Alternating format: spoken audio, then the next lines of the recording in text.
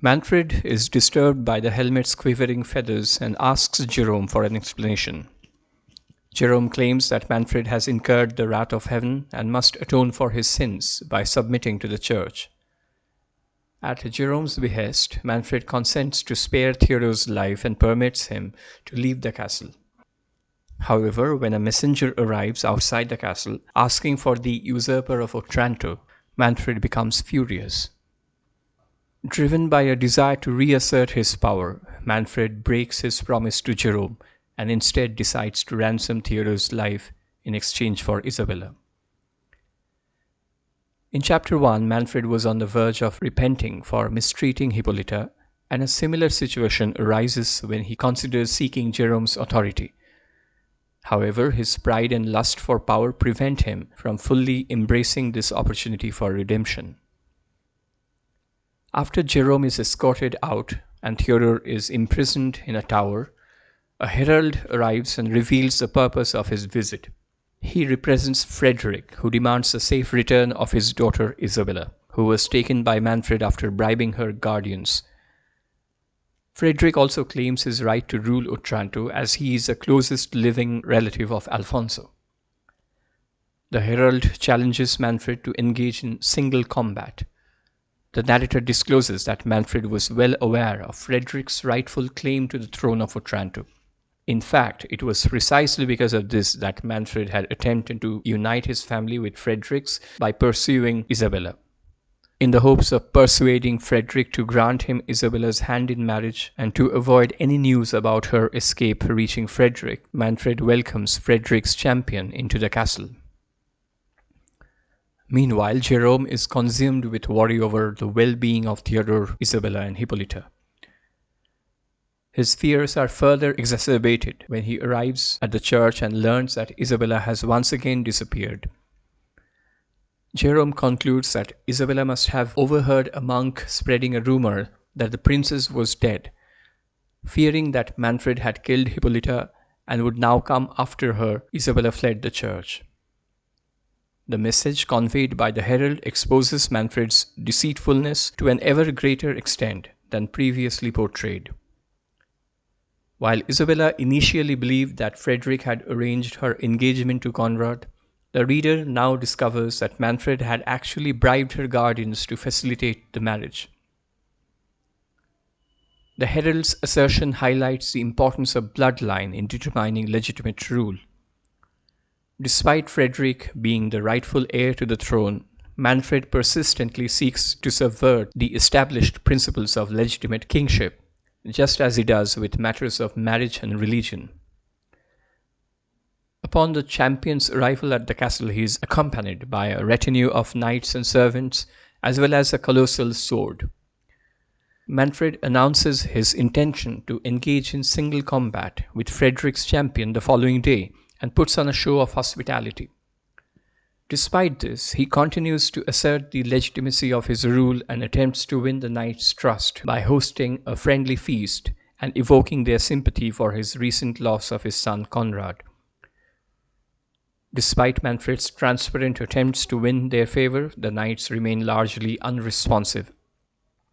Undeterred, Manfred persists in his efforts to ingratiate himself with them and turns to the topic of his marriage to Hippolyta. Much like he did with Jerome, he suggests that his marriage was incestuous and has caused him great distress. He goes on to explain that his plan to marry Isabella was motivated by his desire to avoid incestuous relationships and restore the lineage of Alfonso. The introduction of the enormous sword is significant, as it foreshadows the fulfillment of the prophecy that foretells the end of Manfred's lineage.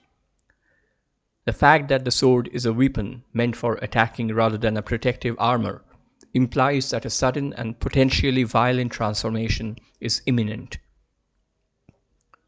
Manfred employs the same flawed reasoning with Frederick's men as he did with Jerome, asserting that he must engage in incest to prevent incest, and even refers to Isabella as "my own blood" to justify his argument. When Jerome and his fellow friars arrive at the castle, they interrupt Manfred's speech. Jerome informs Manfred and Frederick's knights that Isabella has fled from Sanctuary. Manfred claims that he sent Isabella to Sanctuary himself, and Jerome decides not to correct him for fear of Theodore's safety. Nonetheless, a different friar affirms that Isabella had actually fled from the castle and sought refuge in the church on the previous night. Following this revelation, one of Frederick's knights accuses Manfred of treachery and initiates a quest to locate Isabella. Despite feigning cooperation, Manfred covertly instructs his men to constrain their knight's forces. Once again, Manfred's schemes are foiled by divine intervention. However, on this occasion, his endeavor to pacify Frederick's soldiers is disrupted by monks instead of supernatural forces. Even though the reality of Isabella's escape comes to light, Manfred endeavors to retain his authority by resorting to deception and immoral acts. Manfred commands his men to search for Isabella, leaving Theodore's tower unattended. Matilda seizes the chance to rescue Theodore, and they immediately develop romantic feelings for each other. Matilda proposes to send him to the sanctuary of the church, but Theodore declines, stating that it is reserved for helpless damsels or criminals. Therefore, Matilda provides him with a set of armor and directs him towards the caves behind the forest. By liberating Theodore from a secure tower, Matilda subverts customary gender norms, assuming the role of the typical male hero, while Theodore adopts the position of a vulnerable damsel in need of rescue. Nonetheless, despite his release from captivity, Theodore declines to adopt a typically feminine role by rejecting the idea of seeking refuge in the sanctuary, which he regards as the realm of helpless damsels or criminals, failing to acknowledge that he was, in fact, vulnerable and had been falsely accused of criminal activity. Matilda not only provides Theodore with a form of defense through the gift of the suit of armor, but also endows him with a representation of nobility and a masculine emblem of chivalry, thereby restoring him to the conventional gender role. Theodore visits one of the convents affiliated with the church to inform Jerome of his freedom, but upon arrival he learns that Jerome is absent and that Manfred's soldiers are scouring the area for Isabella.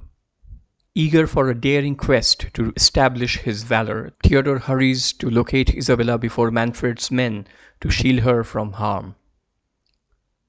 He eventually discovers her in the caves where Matilda had directed him and pledges to safeguard her.